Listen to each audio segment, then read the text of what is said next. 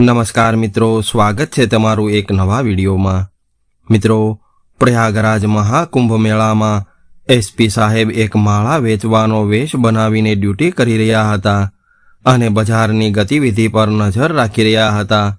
ત્યારે જ એક દરોગાએ એને રોક્યા અને હપ્તો માંગવા લાગ્યો। ત્યારે એસપી સાહેબે પોતાનું કાર્ડ કાઢીને દરોગાને બતાવ્યું। ત્યારબાદ જે થયું એ સાંભળીને તમારા હોશ ઉડી જશે। મિત્રો, શું થયું હતું આ દરોગા સાથે એ જાણવા માટે આજની કહાની અંત સુધી ધ્યાનથી સાંભળજો। મિત્રો, આ એસપી સાહેબ એટલે કે આદિત્ય રાઠોડ સાહેબ પોતાના વિભાગના સૌથી ઈમાનદાર ઓફિસર હતા। કાયદો અને વ્યવસ્થા સુધારવા માટે એણે લીધેલા નિર્ણયોની હંમેશા સરાહના થઈ રહી હતી। એસપી આદિત્ય સાહેબ પોતાના ડિપાર્ટમેન્ટમાં તેમજ સામાન્ય જનતામાં પણ ખૂબ લોકપ્રિય હતા। તેઓ એવું માનતા હતા કે કાયદો બધા જ લોકો માટે સમાન છે અને પોલીસનું કામ જનતાની સેવા કરવાનું છે। અને હાલમાં પ્રયાગરાજમાં કુંભ મેળાનું આયોજન થયું હતું। આ એક એવો સમય છે કે જ્યાં લાખો લોકોની ભીડ ઉમટી પડે છે અને આટલી ભીડમાં સુરક્ષા વ્યવસ્થા બનાવી રાખવાની જવાબદારી પોલીસ ઉપર હોય છે। પરંતુ એસપી સાહેબને એવી ખબર મળી હતી કે મેળામાં દુકાનદારો અને નાના વેપારીઓ પાસેથી પોલીસ કર્મચારીઓ પૈસા વસૂલી રહ્યા છે અને આ એસપી સાહેબ માટે એક ગંભીર ચિંતાનો વિષય બની ગયો હતો। આ સમસ્યાના મૂળ સુધી પહોંચવા માટે અને ગુનેગારોને રંગે હાથે પકડવા માટે એસપી સાહેબે એક ગુપ્ત યોજના બનાવી। એમણે વેશ બદલાવીને ખુદ મેળામાં જવાનો નિર્ણય કર્યો। ત્યારબાદ એસપી સાહેબે કુર્તો પાયજામો અને ગળામાં માળા પહેરીને એક માળા વેચવાવાળાનો વેશ ધારણ કર્યો અને મેળામાં પહોંચી ગયા। ત્યારબાદ એમણે મેળામાં એક નાની એવી દુકાન લગાવી અને માળા વેચવાનું શરૂ કર્યું। પરંતુ એની આસપાસના દુકાનદારોને જરા પણ ખબર ન પડી કે આ એક એસપી સાહેબ છે। એસપી સાહેબ ખુદ જાણવા માંગતા હતા કે અમુક ભ્રષ્ટ કર્મચારીઓ કેવી રીતે વેપારીઓ પાસેથી પૈસા લૂંટે છે। જેમ જેમ સાંજ થવા લાગી એમ મેળામાં ભીડ વધવા લાગી હતી અને દરેક ગતિવિધિ પર એસપી સાહેબની નજર હતી। તેઓ ધ્યાનથી જોઈ રહ્યા હતા કે પોલીસ કર્મીઓ કેવી રીતે પોતાની ડ્યુટી નિભાવી રહ્યા છે। ત્યારે જ એક દરોગા એસપી સાહેબની દુકાન પર આવ્યો અને રોફ જમાવીને કહેવા લાગ્યો કે તારો ધંધો ખૂબ સારો ચાલતો લાગે છે। એટલે એસપી સાહેબે જવાબ આપ્યો કે સાહેબ, અમે તો ગરીબ લોકો છીએ અને આવી રીતે માળા વેચીને અમારું ગુજરાન ચલાવીએ છીએ। ત્યારે દરોગા કહેવા લાગ્યો કે જો ભાઈ, આ મેળો છે અને અહીંયા બધા જ લોકોને પોતાની કમાણીમાંથી અમને થોડો હિસ્સો આપવો પડે છે। આખરે અમે તમારી સુરક્ષા કરીએ છીએ, એટલે વધારે વાત ન કર અને મને મારો હિસ્સો આપી દે। ત્યારે એસપી સાહેબ ખૂબ શાંત સ્વરમાં કહેવા લાગ્યા કે સાહેબ, હું તો આ નાનો મોટો સામાન વેચીને મારું ગુજરાન ચલાવું છું। ત્યારે દરોગા બોલ્યો કે તું નાનો મોટો સામાન વેચ કે વધારે વેચ, મને મારા હિસ્સાના 5,000 રૂપિયા આપી દે, નહીંતર તારી દુકાન બંધ કરાવી દઈશ। આવું સાંભળીને એસપી સાહેબને ખૂબ ગુસ્સો આવ્યો, પરંતુ એ જાણવા માંગતા હતા કે આ દરોગા આગળ શું કરે છે। એટલે એ પોતાના ગુસ્સાને દબાવીને શાંત રહ્યા અને એમણે પોતાના ખિસ્સામાંથી 200 રૂપિયા કાઢીને દરોગાને આપીને કહેવા લાગ્યા કે સાહેબ, આ 200 રૂપિયા મારી પાસે પડ્યા છે, એટલે તમે આ લઈ લ્યો। ત્યારે દરોગા ગુસ્સો કરીને કહેવા લાગ્યો કે તું મારી સાથે મજાક કરી રહ્યો છો? 200 રૂપિયાથી કંઈ ન થાય, એટલે 5,000 રૂપિયાની વ્યવસ્થા કર, નહીંતર તારી દુકાન બંધ કરાવી દઈશ। એટલે એસપી સાહેબ કહેવા લાગ્યા કે સાહેબ, હું ખૂબ ગરીબ છું, મારી પાસે આટલા બધા પૈસા ક્યાંથી આવે? આવું સાંભળીને દરોગાએ એસપી સાહેબને ધમકાવવાની કોશિશ કરી, પરંતુ એસપી સાહેબ આ બધું ખૂબ ઝીણવટપૂર્વક જોઈ રહ્યા હતા। ત્યારે દરોગા ગુસ્સો કરીને કહેવા લાગ્યો કે મને એવું લાગે છે કે તું મારી વાત નહીં માને, એટલે તને તારી જ ભાષામાં સમજાવવો પડશે। મિત્રો, આ દરોગા રોજ દુકાનદારોને ધમકાવીને પૈસા વસૂલ કરતો અને બધા જ દુકાનદારો દરોગાથી ડરીને એને હપ્તો આપતા હતા, કેમ કે દુકાનદારોને ખબર હતી કે કદાચ અમે આનો વિરોધ કરશું તો એ અમારી દુકાનો બંધ કરાવી દેશે અથવા તો કોઈ ખોટા કેસમાં ફસાવી દેશે. એસપી સાહેબે આ બધું ખૂબ ધ્યાનપૂર્વક જોયું અને એ સમજી ગયા કે આ દરોગા ન ફક્ત પોતાની વર્દીનો ઉપયોગ કરી રહ્યો છે, પરંતુ એણે તો એક એવા ડરનો માહોલ બનાવી દીધો છે કે કોઈ પણ સામાન્ય વ્યક્તિ એની સામે અવાજ ઉઠાવવાની હિંમત પણ નથી કરી શકતો. ત્યારે એસપી સાહેબે નક્કી કરી લીધું કે આ દરોગાને સબક શીખવાડવાનો આ ખૂબ સારો સમય છે.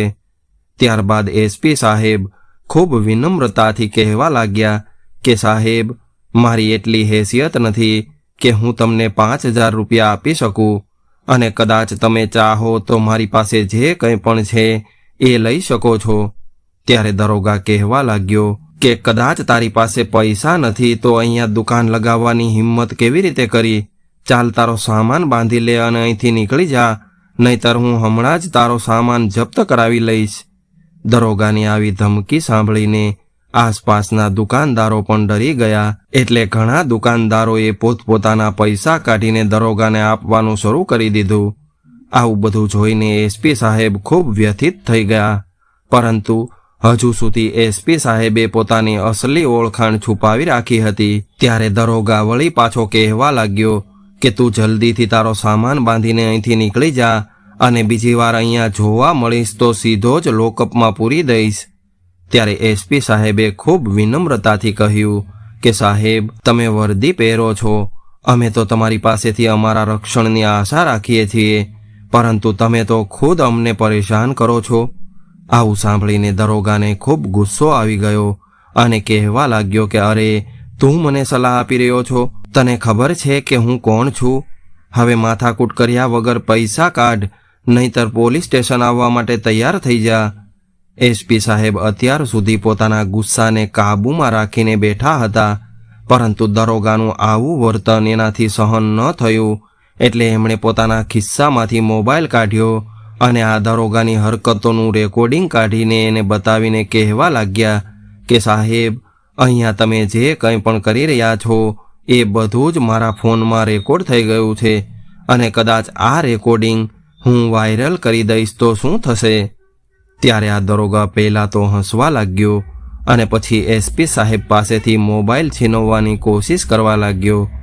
ત્યારે જ એસપી સાહેબે એને રોકીને એવું કહ્યું કે હવે સમય આવી ગયો છે કે હું તને મારી ઓળખાણ આપી દઉં.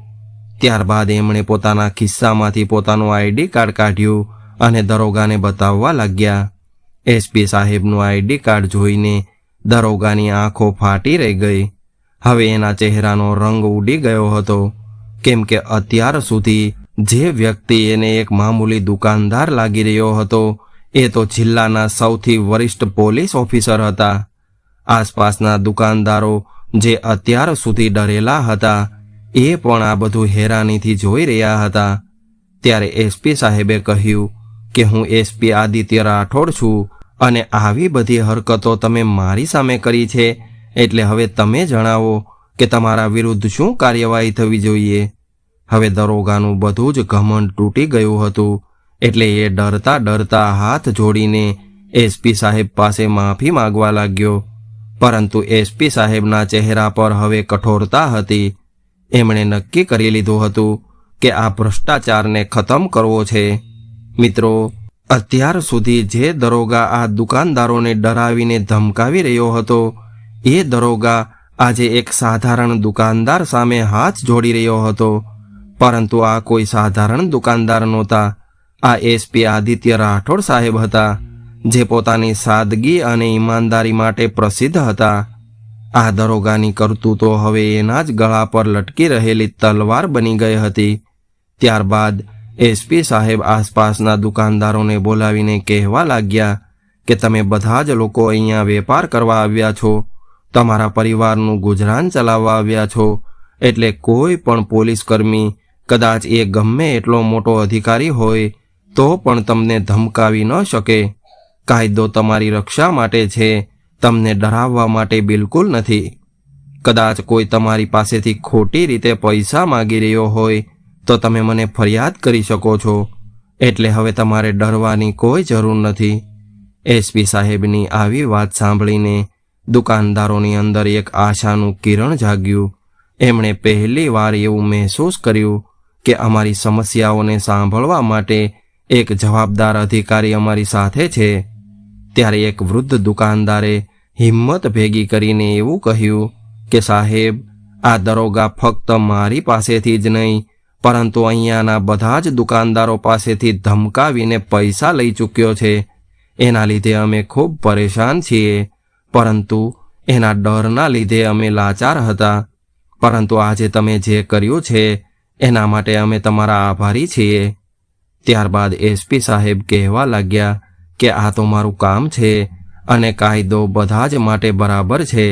કદાચ એ પોલીસ કર્મી હોય કે સામાન્ય વ્યક્તિ હોય, આ દરોગા જેવા લોકો પોલીસની વર્દી પહેરીને એને બદનામ કરે છે. પરંતુ હવે આવું નહીં થાય. હું તમને વચન આપું છું કે તમારી સાથે ન્યાય થશે.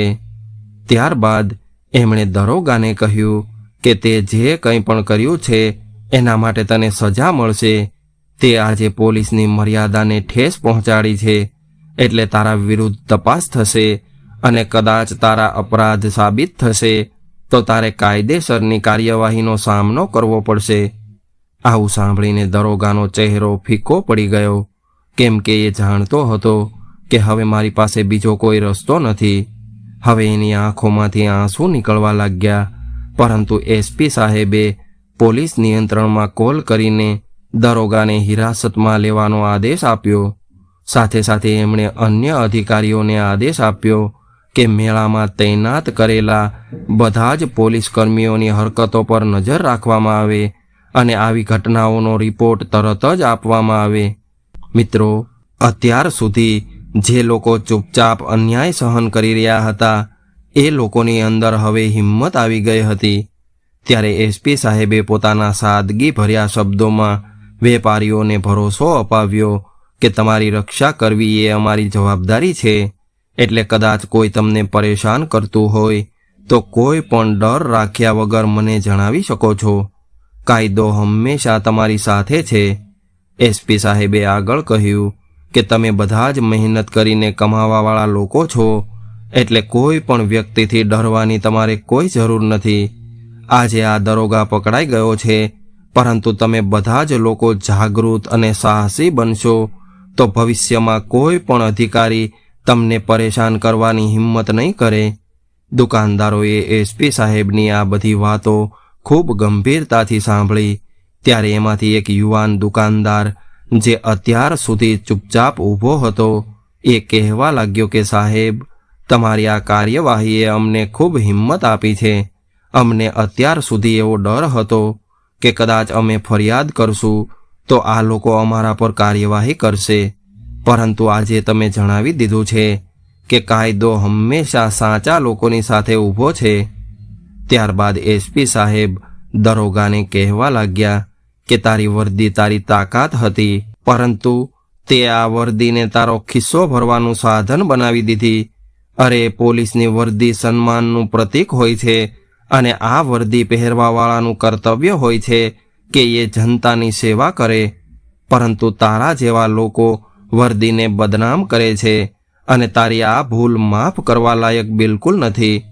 હવે એસપી સાહેબે પોતાના અધિકારીઓને આદેશ આપ્યો કે મેળામાં દરેક પોલીસ કર્મીની ગતિવિધિ પર નજર રાખવામાં આવે.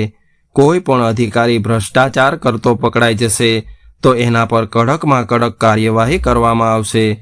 દુકાનદારોની અંદર હવે ડરની જગ્યાએ આત્મવિશ્વાસ આવી ગયો હતો. ત્યારબાદ બધા જ દુકાનદારોએ એસપી સાહેબનો આભાર વ્યક્ત કર્યો. ત્યારે એક વૃદ્ધ મહિલા દુકાનદાર આવીને કહેવા લાગી કે બેટા, તમે આજે અમને એક નવું જીવન આપ્યું છે. હવે અમે કોઈ પણ ડર રાખ્યા વગર અમારું કામ કરી શકીએ છીએ. ભગવાન તમને ખૂબ લાંબી ઉંમર આપે. ત્યારે એસપી સાહેબે થોડા હસીને એવું કહ્યું કે માતા, મેં તો ફક્ત મારું કામ કર્યું છે અને આ તો મારું કર્તવ્ય છે. મિત્રો, એસપી સાહેબની આવી કાર્યવાહીના લીધે આખા મેળામાં એક સકારાત્મક સંદેશ ફેલાઈ ગયો અને લોકોને વિશ્વાસ આવી ગયો કે સાચા અને ઈમાનદાર અધિકારી હંમેશા ન્યાયની સાથે ઊભા હોય છે. આ ઘટના બાદ દુકાનદારોની અંદર પોતાની સમસ્યાઓ અને પરેશાની વિરુદ્ધ બોલવાની હિંમત આવી ગઈ. આ બાજુ એસપી સાહેબે મેળામાં નિરીક્ષણ ચાલુ રાખ્યું અને જનતા સાથે સીધો જ સંવાદ કરવાનો નિર્ણય કર્યો. ત્યારબાદ એમણે મેળાના એક મોટા મંચ પર માઇક લઈને ઘોષણા કરી કે આજે મેં જોયું છે કે ઘણા બધા લોકો વ્યવસ્થાના નામ પર ચૂપચાપ અન્યાય સહન કરી રહ્યા છે, પરંતુ તમે એક વાત યાદ રાખજો કે કાયદો તમારા અધિકારોની રક્ષા માટે છે, તમને ડરાવવા માટે બિલકુલ નથી. કદાચ કોઈ અધિકારી તમને ધમકાવે અથવા તો રિશ્વત માગે તો તમે નિડર થઈને મને ફરિયાદ કરી શકો છો. હું તમારો સાથ આપવા માટે હંમેશા તૈયાર છું. એસપી સાહેબની આવી ઘોષણા સાંભળીને મેળા ક્ષેત્રમાં ઊભેલા હજારો લોકો તાળીઓ વગાડીને એનું અભિવાદન કરવા લાગ્યા. ત્યારબાદ એસપી સાહેબે એક ફરિયાદ કેન્દ્ર ખોલવાનો આદેશ આપ્યો, જ્યાં લોકો પોતાની ફરિયાદ લખાવી શકે છે. આ કેન્દ્ર પર તરત જ કાર્યવાહી કરવાની વ્યવસ્થા કરવામાં આવી, જેનાથી લોકોને ભરોસો આવી ગયો કે હવે અમારે કોઈથી ડરીને કામ નહીં કરવું પડે. ત્યારે એક યુવાન દુકાનદાર આગળ આવ્યો અને કહેવા લાગ્યો કે સાહેબ, અમે એવું ચાહીએ છીએ કે દરેક પોલીસકર્મી તમારા જેવા ઈમાનદાર બને. તમે આજે અમને એક ભરોસો અપાવ્યો છે કે અમારા અધિકારોનું રક્ષણ કરવા માટે એક ઈમાનદાર અધિકારી અમારી સાથે ઊભા છે. ત્યારે એસપી સાહેબ આ યુવકને પોતાની પાસે બોલાવીને કહેવા લાગ્યા કે આ લડાઈ ફક્ત મારી નથી, એટલે આ લડાઈમાં જીત હાંસલ કરવા માટે તમારે બધાએ જાગૃત અને સાહસી બનવું પડશે. અન્યાય સહન કરવાથી અન્યાય વધે છે. કદાચ તમે ખોટા લોકો વિરુદ્ધ અવાજ ઉઠાવશો તો બદલાવ જરૂર આવશે. હવે ધીરે ધીરે સમય વીતવા લાગ્યો અને મેળામાં આવવાવાળા લોકોને હવે વિશ્વાસ હતો કે અહીંયા એસપી આદિત્ય રાઠોડ જેવા અધિકારીઓ મોજૂદ છે, તો આપણે કોઈથી ડરવાની કોઈ જરૂર નથી. હવે મેળાનો માહોલ ખૂબ શાંતિપૂર્ણ અને સુરક્ષિત થઈ ગયો હતો અને જનતાના ચહેરા પર ખુશી હતી.